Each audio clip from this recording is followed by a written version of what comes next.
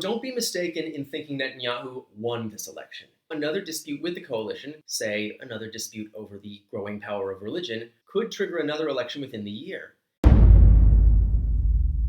The state of Israel will have to have an unprecedented second election this year.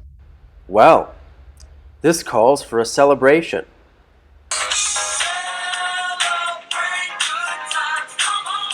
I will. I'm Sam Aronow, and this is the Avocado's coverage of the second Israeli 2019 election. First, a little background. At the end of an Israeli election, the Knesset comes into session and basically votes to recommend one of their members to be chosen by the president to become the new prime minister. However, that doesn't automatically make that person prime minister. First, he or she has to corral various parties to form a coalition government. And there's a set deadline to do that. For Benjamin Netanyahu, that deadline was midnight on Thursday, May 30th. According to the basic laws of Israel, the president must then choose a new candidate for prime minister, at which point the process of forming a government will start over again. But because the Knesset is already in session, it was always theoretically possible to dissolve the government and call new elections instead.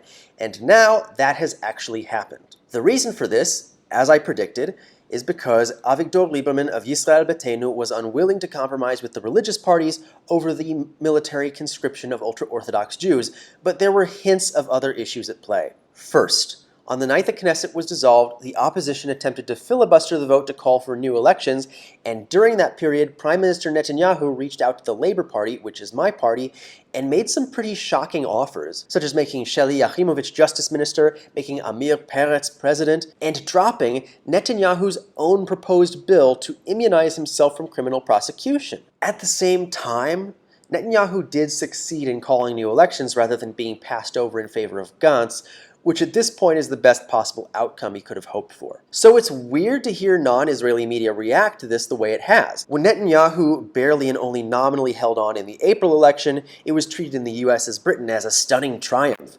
But now that he has succeeded in calling new elections, it is being treated as his downfall. The most important thing to understand right now is that while this is a new election, this isn't a new election cycle. Imagine having two American presidential elections 5.5 months apart. The issues are the same, the candidates are the same, so almost everything I've talked about in my series so far still stands. The good news out of all of this is that it gives me an opportunity to cover some of the topics in Israeli government that I didn't get to during the previous elections, so look forward to that. I'm also changing my video release day from Mondays to Fridays.